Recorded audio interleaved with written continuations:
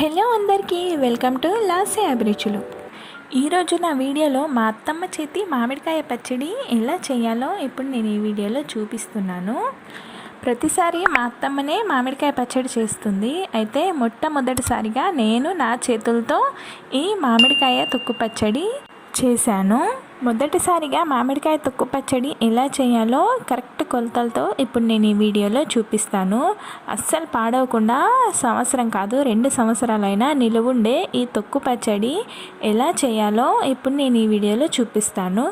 నా వీడియోని ఎక్కడ స్కిప్ చేయకుండా కంప్లీట్గా చూడండి. వీడియోలోకి వెళ్ళే ముందు ప్లీజ్ లాసే అభిరుచి ఛానల్ని సబ్స్క్రైబ్ చేసుకోండి. ముందుగా నేను ఒక 8 మామిడికాయలను అయితే తీసుకున్నాను. వీటిని క్లీన్గా వాష్ చేసుకొని తడేమి లేకుండా తుడిచేసి ఫ్యాన్ కింద 1 గంట పాటు ఆరబెట్టుకోవాలి. 1 గంట తర్వాత ఇలా అన్నీ చిన్న చిన్న ముక్కలుగా కట్ చేసుకోవాలి. మేమైతే బయట కొట్టించాం మామిడికాయ ముక్కల్ని. కాస్త పెద్దగా ఏమైనా ఉంటే ఇలా చిన్న ముక్కలుగా కట్ చేస్తున్నాను. ఇవి కూడా ఒక అరగంట పాటు ఫ్యాన్ కిందే పెట్టుకోవాలి. కాస్త వీటికి ఏమైనా తడి లాంటిది ఉంటే ఆరిపోతుంది. ఈ మామిడికాయ ముక్కలు వచ్చేసి ఒక 3 కిలోల వరకు ఉన్నాయి. ఇప్పుడు ఇందులోకి ఉప్పు వేసుకుందాము. 3 కిలోలకు 3 పావు కిలోల ఉప్పు వేసుకోవాలి.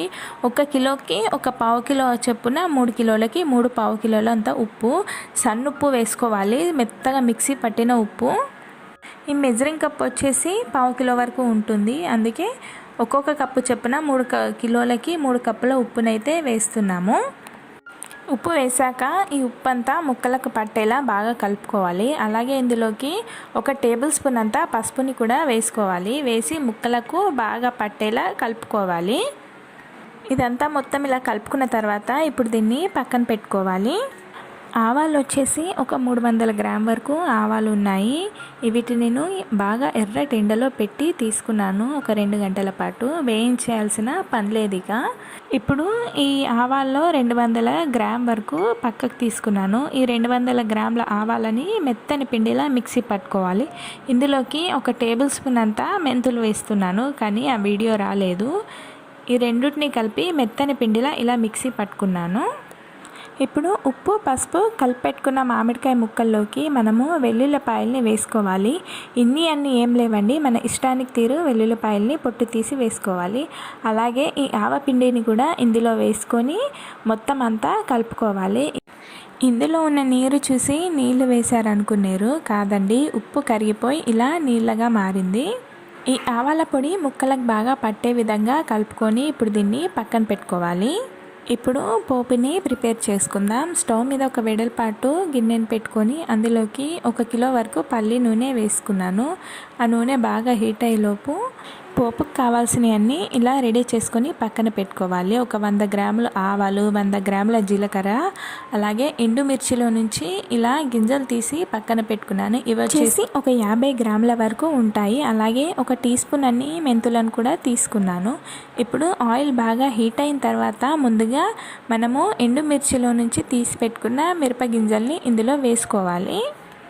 ఆయిల్ బాగా హీట్ అయిన తర్వాతే ఇవి వేసుకోవాలి. ఈ గింజలు వేసిన తర్వాత ఇలా అంతా నురగగా వచ్చేస్తుంది, పొంగు వస్తూ ఉంటుంది. అందుకే కాస్త లోతున్న గిన్నెని, వెడల్పుగా ఉన్న గిన్నెని పెట్టుకోవాలి. ఇవి కాస్త ఫ్రై అయ్యి కలర్ మారుతుండగానే ఇందులోకి జీలకర్రని వేసుకోవాలి. ఇవి కూడా ఒక 100 గ్రాముల వరకు ఉంటాయి. జీలకర్ర వేసుకున్న తర్వాత మళ్ళీ ఇలా నురగగా వచ్చేస్తూ ఉంటుంది. అప్పుడు ఇందులోకి ఆవాలను కూడా వేసుకోవాలి. స్టవ్ని మాత్రం హై ఫ్లేమ్లోనే పెట్టుకోవాలి, లేకపోతే ఈ పోపు అనేది సరిగ్గా వేగదు. ఆవాలు వేసిన తర్వాత కూడా ఇలా నురగగానే వస్తుంది. అందుకే మధ్యలో ఇలా కలుపుతూ చక్కగా వేయించుకోవాలి. ఇలా చిటపటమంటూ వేగుతూ ఉంటాయి. ఇవి కాస్త కలర్ మారిన తర్వాత ఇందులోకి మనము మెంతులను కూడా వేసుకోవాలి. వేసుకున్న వెంటనే స్టవ్ని ఆఫ్ చేసుకోవాలి. మెంతులు అనేవి చాలా తొందరగా వేగిపోతాయి.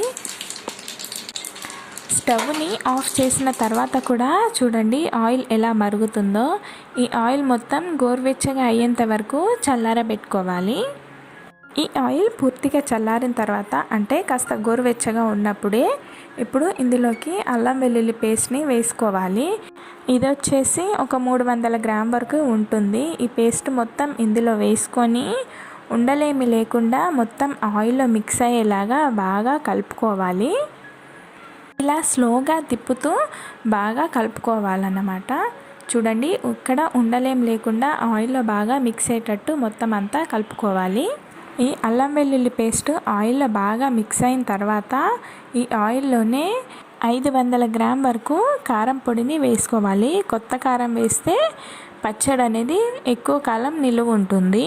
ఇలా కారం వేస్తూ ఎక్కడ ఉండలేమి లేకుండా మొత్తం అంతా ఆయిల్లో మిక్స్ అయ్యేటట్టు కలుపుకోవాలి. మొత్తం కారం ఒకేసారి వేయకుండా ఇలా కొద్ది కొద్దిగా వేస్తూ కలుపుతూ ఉండాలి. అప్పుడే ఉండలేమి లేకుండా ఉంటాయి. ఇలా మొత్తం కారం నూనెలో వేశాక ఇది ఇప్పుడు ఇలా గట్టి పడుతుంది. ఇలా బాగా కలుపుతూ ఉండాలి, ఇక్కడ ఉండలేమి లేకుండా. ఈ పోపులో అల్లం వెల్లుల్లి పేస్ట్ కారం అంతా కలుపుకున్నాం కదా. ఇప్పుడు ఈ కలుపుకున్న పోపుని ఈ ముక్కలకు బాగా పట్టేలాగా ఈ ముక్కల్లో కొద్ది కొద్దిగా వేస్తూ కలుపుకోవాలి. ఈ ముక్కలని చూస్తుంటే ఇందులో మనము వాటర్ వేసినట్టుగా కనిపిస్తుంది. కాదు, ఉప్పు కరిగే ఇలా మొత్తం పల్చగా మారిపోయింది. ఇలా కొంచెం కొంచెం వేస్తూ ముక్కలకు బాగా పట్టేలాగా కలుపుకోవాలి. ఇలా కలపడం చూసి ఆయిల్ కాస్త తగ్గినట్టు అనిపిస్తుంది, కానీ ఆయిల్ అయితే కరెక్ట్గా సరిపోతుంది. గరిటెతో కన్నా ఇలా చేతితో కలిపితేనే తొందరగా ముక్కలకు బాగా పట్టుకుంటుంది. టేస్ట్ కూడా చాలా బాగుంటుంది. నేనైతే ఇలా మొదటిసారిగా మామిడికాయ తొక్కు పచ్చడిని చేస్తున్నాను. నాకైతే అన్నీ కరెక్ట్గా సరిపోయాయి. టేస్ట్ కూడా పర్ఫెక్ట్గా కుదిరింది. అచ్చం మా అత్తమ్మ చేతి ఆవకాయ పచ్చడిలాగా. మీరు మొదటిసారిగా మామిడికాయ పచ్చడిని ట్రై చేయాలనుకుంటే ఇలా నేను చూపెట్టిన విధానంలో ట్రై చేయండి. టేస్ట్లో అయినా కొలతల్లో అయినా పర్ఫెక్ట్గా కుదురుతుంది.